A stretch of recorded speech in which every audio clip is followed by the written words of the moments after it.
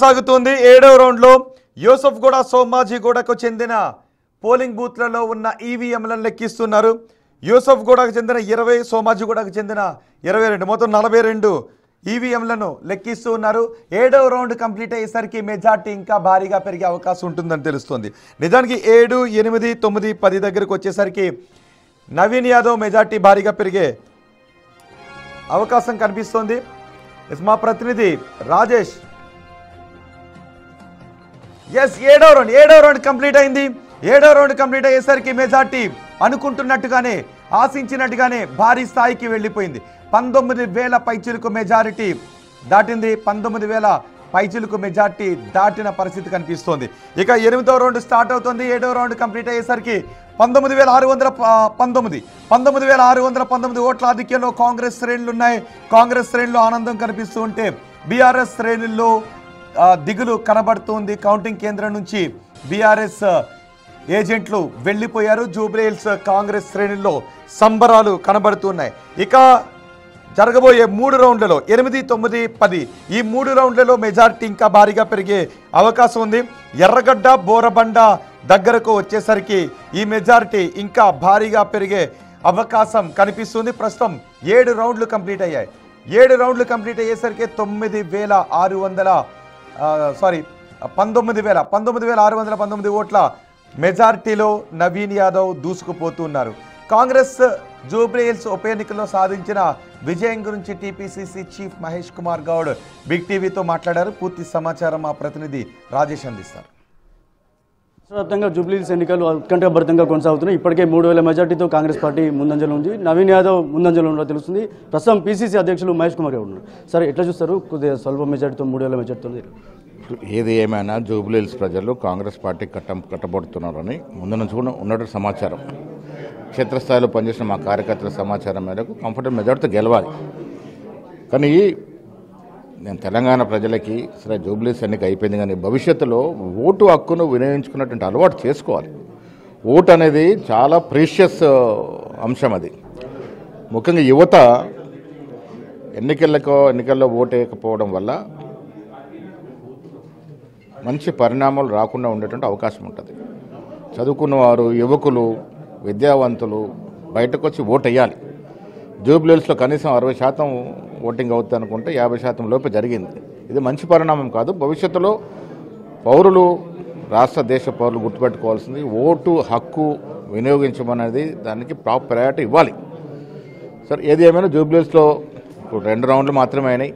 2 రౌండ్లు ముగిసరికి 3,000 మెజారిటీ ఉందని చెప్తా ఉన్నారు. మంచి మెజారిటీతో గెలుస్తామని ఆశ ఉంది. అంటే కేటీఆర్ చెప్తా ఉన్నారు, ఖచ్చితంగా ఈ ఎన్నికల్లో మేమే గెలుస్తాము, రాష్ట్ర వ్యాప్తంగా ఒక అలజడి సృష్టించామని మాట. సరే, ఎవరి ఆశలు వారివి.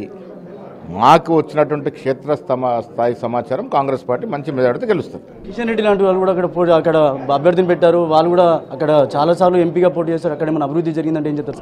కిషన్ రెడ్డి గారికి, కేసీఆర్ గారికి లోపాయికారు ఒప్పందం ఉంది. దాంట్లో కారణంగానే జూబ్లీహిల్స్ ఎన్నికల్లో చాలా వీక్ క్యాండిడేట్ పెట్టారు. కాంగ్రెస్ పార్టీకి దెబ్బతీయాలి, బీఆర్ఎస్ సహకారం చేయాలని వీక్ క్యాండిడేట్ పెట్టారు. ఇవాళ డిపాజిట్ పోయే పరిస్థితి బీజేపీది. అది డెఫినెట్గా కిషన్ రెడ్డి గారి పార్లమెంటు స్థానంలో ఉంది కాబట్టి వారికి డెఫినెట్గా ఇది ఒక మచ్చ. Thank you. ఇది జూబ్లీహిల్స్ ఎన్నికలకు సంబంధించి స్వల్ప మెజార్టీ ఉన్నప్పటికీ గెలుపు మాత్రం ఖాయమని చెప్తున్నారు. అంతేకాకుండా యువత ఓటు హక్కు వినియోగించుకోవాలి. ఎందుకంటే ఓటు శాతం తక్కువ నమోదైంది కాబట్టి ఓటు హక్కు వినియోగించుకుంటే కనుక అక్కడ సంక్షేమ పథకాలన్నీ కూడా అమలు అవుతాయని కూడా పీసీసీ అధ్యక్షుడు చెప్తున్నారు. కెమెరా పర్సన్ సందీప్తో రాజేష్, బిగ్ టీవీ, నిజామాబాద్. జూబ్లీహిల్స్ ఉప ఎన్నికల్లో ఇక మెజారిటీ ఎంత పెరుగుతుంది అన్న దానిపైనే కాంగ్రెస్ శ్రేణులు మాట్లాడుకుంటూ ఉన్నాయి. మెజారిటీ ప్రస్తుతం 19,619 ఓట్ల ఆధిక్యంలో కాంగ్రెస్ అభ్యర్థి నవీన్ యాదవ్ దూసుకుపోతూ ఉన్నారు. ఇప్పటి వరకు 7 రౌండ్లు కంప్లీట్ అయ్యాయి. ఇక 8వ రౌండ్ కౌంటింగ్ కొనసాగుతోంది. 8వ రౌండ్లో సోమాజిగూడ, ఎర్రగడ్డ, బోరబండ ఈ 3 డివిజన్లకు సంబంధించిన ఈవీఎంలను లెక్కిస్తూ ఉన్నారు. ఇక్కడ మైనార్టీ ఓట్లు కూడా చాలా ఎక్కువగా ఉండే అవకాశం ఉంది. ఇక్కడ మరింత మెజార్టీ దిశగా నవీన్ యాదవ్ దూసుకువెళ్లే అవకాశం కనిపిస్తుంది. ఇప్పటికే గత ఎన్నికల్లో మాగంటి గోపీనాథ్ సాధించిన 16,000 పైచిలుకు ఓట్ల మెజార్టీని మనం దీపక్ రెడ్డి బయటకు వెళ్ళిపోతున్నారు. కౌంటింగ్ కేంద్రం దగ్గర నుంచి దీపక్ రెడ్డి 7,000 లంకల దీపక్ రెడ్డి కేవలం 7,000 పైచీలకు ఓట్లు మాత్రమే సాధించారు. బీజేపీ అభ్యర్థి లంకల దీపక్ రెడ్డి ఆయన డిపాజిట్ని కోల్పోయారు. బీజేపీ చాలా ఆశలు పెట్టుకుంది తమ అభ్యర్థి గెలుస్తాడు అని. కానీ చాలామంది చర్చించుకున్న విషయం ఏంటి అంటే ఓట్ షేర్ ఎంత వస్తుందని. గత ఎన్నికల్లో సాధించిన ఓట్ షేర్నైనా నిలబెట్టుకుంటారని. కానీ అప్పటికంటే ఓట్ షేర్ బీజేపీకి భారీగా తగ్గినట్టుగానే కనిపిస్తుంది. ఇటు కాంగ్రెస్ మంత్రులు టీవీని చూస్తూ ఆ ఫలితాలను చూస్తూ ఆనందాన్ని సంబరాన్ని చేసుకుంటున్న దృశ్యాలు మీరు బిగ్ టీవీ స్క్రీన్ పైన రెండో బాక్స్లో చూస్తూ ఉన్నారు. లంకల దీపక్ రెడ్డి కౌంటింగ్ కేంద్రం నుంచి వెళ్ళిపోతున్నారు. బీఆర్ఎస్ కౌంటింగ్ ఏజెంట్లు కూడా కౌంటింగ్ కేంద్రం నుంచి బయటకు వెళ్ళిపోయారు. జూబ్లీహిల్స్ స్థానాన్ని కాంగ్రెస్ కైవసం చేసుకుంది. ముఖ్యమంత్రి రేవంత్ రెడ్డి అంతా తానే నడిపించడంతో నవీన్ యాదవ్ ఈ విజయాన్ని సొంతం చేసుకున్నారు. కాంగ్రెస్ శ్రేణులు సంబరాలు చేసుకుంటున్న దృశ్యాలు కూడా మీరు చూడొచ్చు. కాంగ్రెస్ మంత్రులు ఆనందంగా ఒకరికొకరు మాట్లాడుకుంటూ ఉన్నారు. మా ప్రతినిధి రమేష్ ఉన్నారు. రమేష్తో పాటు అక్కడ సీతక్క కూడా ఉన్నారు, మంత్రి సీతక్క కూడా ఉన్నారు ఈ విజయం గురించి మాట్లాడటానికి. రమేష్, రైట్, కాంగ్రెస్ శ్రేణులు అయితే ఒక నూతన ఉత్సాహం కనిపిస్తుంది. కొద్దిసేపు క్రితమే మనకు మంత్రి ఉత్తమ్ కుమార్ రెడ్డి కూడా మాట్లాడడం జరిగింది. సెంటిమెంటా డెవలప్మెంట్, ప్రజలంతా కూడా డెవలప్మెంట్కే పట్టం కట్టాము, కాంగ్రెస్ పార్టీని నమ్మారు, మాపై చాలా బాధ్యత ఉందని కూడా చెప్పడం జరిగింది. మనం ప్రస్తుతం ఆ ప్రజాభవన్లో చూస్తున్నాం. ప్రజాభవన్లో చూస్తుంటే కొద్దిసేపు క్రితమే మంత్రి ఉత్తమ్ కుమార్ రెడ్డి, అదేవిధంగా ఆ మంత్రి సీతక్క, మంత్రులు కూడా చాలా వరకు, ఎందుకంటే పోల్ మేనేజ్మెంట్లో చాలా ఇల్లు సక్సెస్ అయ్యారని చెప్పవచ్చు. చివరి 3 రోజుల వరకు కూడా వారంతా కూడా డివిజన్ల వారిగా, బూత్ల వారిగా కూడా వారు పోల్ మేనేజ్మెంట్లో చాలా అస్త్రంగా తీసుకున్నారు. ఎగ్జిట్ పోల్స్ అంచనాలను మించి ఇప్పుడు చూస్తున్నట్లయితే 7 రౌండ్లు కూడా పూర్తి కావడం జరిగింది. 7 రౌండ్లో 19,000 పైగా కూడా ఆధిక్యతతో కూడా కాంగ్రెస్ పార్టీ ఉంది. ఇంకా వచ్చే రౌండ్లు కానీ ఇప్పుడు ఆ సోమాజి కూడా కానీ మిగతా రౌండ్లలో కూడా ఇంకా భారీ మెజార్టీ పెరిగే అవకాశమే కనపడుతుంది. మనం మొదటి నుంచి కూడా చూస్తున్నాం. ఏదైతే షేక్పేట నుంచి మొదలుకొని షేక్పేట, వెంగళరావు నగర్, రహమత్ నగర్, యూసుఫ్ కూడా వరుసగా కూడా మెజార్టీ భారీగా పెరుగుతూ వస్తున్నటువంటి అవకాశం అయితే కనిపించిందని చెప్పవచ్చు. ఆ బుల్డోజర్లు కావాలా, కారు కావాలని కూడా బీఆర్ఎస్ చేసినది, ఆ కారు అవసరం లేదు, అభివృద్ధికే పట్టం కట్టారని కూడా మంత్రులు చెప్తున్నారు. మంత్రులు మాత్రం చాలా ఆనందంలో ఉన్నటువంటి పరిస్థితి కనిపిస్తుంది. ఎందుకంటే గ్రేటర్లో ఆ జూబ్లీహిల్స్ ఓటర్లు తమను నమ్మి కూడా ఓటు వేయడం జరిగింది. తమకు మరింత బాధ్యత పెరిగింది. ఇచ్చినటువంటి ఒక్కో హామీని కూడా నెరవేర్చుకుంటూ వెళ్తాం. మొత్తం జూబ్లీహిల్స్ లాంటి ఆ ఏరియాలో కూడా మొత్తం గల్లీ గల్లీ కూడా తిరిగి ప్రచారం నిర్వహించి కూడా కాంగ్రెస్ పార్టీ 2 సంవత్సరాల్లో చేసినటువంటి పనులను, ఇంకా చేయబోయినటువంటి పనులను కూడా ముఖ్యమంత్రి రేవంత్ రెడ్డి స్వయంగా వరుస కార్నర్ మీటింగ్లతో పాటు కూడా మంత్రులు డివిజన్ల వారిగా చూసుకొని కూడా గల్లీ గల్లీలో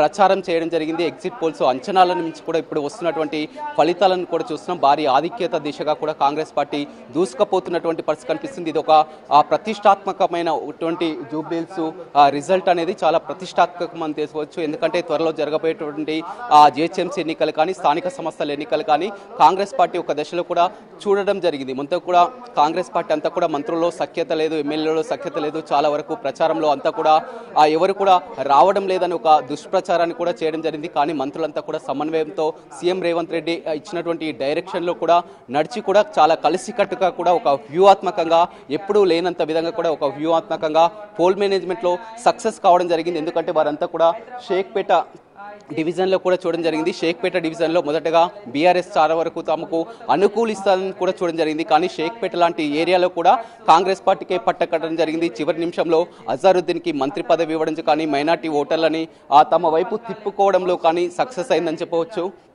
చాలా వరకు సక్సెస్ అయినటువంటి దృష్టి అయితే కనిపిస్తుంది. ఇంకా 3 రౌండ్లు మాత్రమే మిగిలి ఉన్నాయి. ఇంకా 3 రౌండ్లకు సంబంధించి కూడా ఆధిక్యత పెరిగే అవకాశమే కనిపిస్తుందని చెప్పొచ్చు. ప్రస్తుతం ఇప్పుడు యూసుఫ్ కూడా డివిజన్ కూడా పూర్తయిందని చెప్పొచ్చు. యూసుఫ్ కూడా డివిజన్లో కూడా భారీ ఆధిక్యత సాధించుకున్నటువంటి పరిస్థితి అయితే కనిపించిందని చెప్పవచ్చు. మరి కాసేపట్లోనే మొత్తం మంత్రులంతా కూడా మీడియాతో మాట్లాడే అవకాశం అయితే కనిపిస్తుందని చెప్పవచ్చు. ఎంతగానో ఒక నూతన ఉత్సవం, రాష్ట్ర వ్యాప్తంగా కూడా ఎంతో ఉత్కంఠగా ఎదురు చూసినటువంటి ఫలితాలు రౌండ్లో గతంలో మనం చూడడం జరిగింది. దుబ్బాక కానీ, హుజూరాబాద్ కానీ ఎన్నికల్లో, ఉప ఎన్నికల్లో రిజల్ట్ అప్పుడు ఎంతో ఉత్కంఠ రౌండ్ కనిపించేది. కానీ ఇక్కడ మొదటి నుంచి కూడా టెన్షన్ లేకుండా కూడా ప్రతి రౌండ్ నుంచి వరుసగా 7 రౌండ్ల వరకు కూడా కాంగ్రెస్ పార్టీ ఆధిక్యంలో ఉంది. ఇంకా 3 రౌండ్లు మాత్రమే మిగిలి ఉంది. మెజార్టీ అనేది పెరుగుతుంది, కానీ ఎక్కడ తగ్గుముఖం పట్టనటువంటి పరిస్థితి. మంత్రి సీతక్క ఉన్నారు. చెప్పండి, మొదటి నుంచి కూడా మీరు అబ్జర్వ్ చేస్తున్నారు. ఇప్పుడు 7 రౌండ్లు పూర్తయి 19,000 పైగా కూడా మెజార్టీ వచ్చినటువంటి పరిస్థితి, ఏం చెప్తారు? ఈ విజయాన్ని మా సీఎం గారు ముందు నుంచి ఊహించిందే. వాళ్ళు అంతా డ్రామా చేశారు. కేటీఆర్ కంపెనీ డ్రామా కంపెనీ లాగా అయిపోయి డ్యాన్సులు ఏదేదో క్లబ్బులలో ఎగిరినట్టుగా ఓటర్ల మధ్యకి వచ్చి డ్యాన్సులు చేశారు. కానీ అది కాదు. ప్రజల ఓటర్ నాడి ఏంది, ప్రజల అవస్థలు ఏందని తెలుసుకొని మన గవర్నమెంట్ వచ్చిన కాంచి అదే జూబ్లీహిల్స్ నియోజకవర్గంలో 150 కోట్ల అభివృద్ధి కార్యక్రమాలు చేసినాం. వాళ్ళు 70,000 కోట్లు పెట్టినా 1,00,000 కోట్లు పెట్టినా అని కేటీఆర్ ప్రతి అసెంబ్లీలో ఉదరగొట్టేది గంటలు మున్సిపల్ శాఖ మంత్రిగా ఉన్నప్పుడు. అప్పుడు మేము ప్రతిపక్ష ఎమ్మెల్యేలు చూసేది. కానీ ఏ గల్లీ పోయినా పొంగి పొర్లుతుంది, ఏ గల్లీలో కూడా చక్కగా రోడ్లు లేవు. కాబట్టి అవన్నీ ప్రాబ్లమ్స్ మేము దగ్గర నుంచి అంచనా వేసి చాలా వరకు చేసినాం. ఇంకా కూడా ఈ విజయం అనేది మా మీద మరింత బాధ్యత.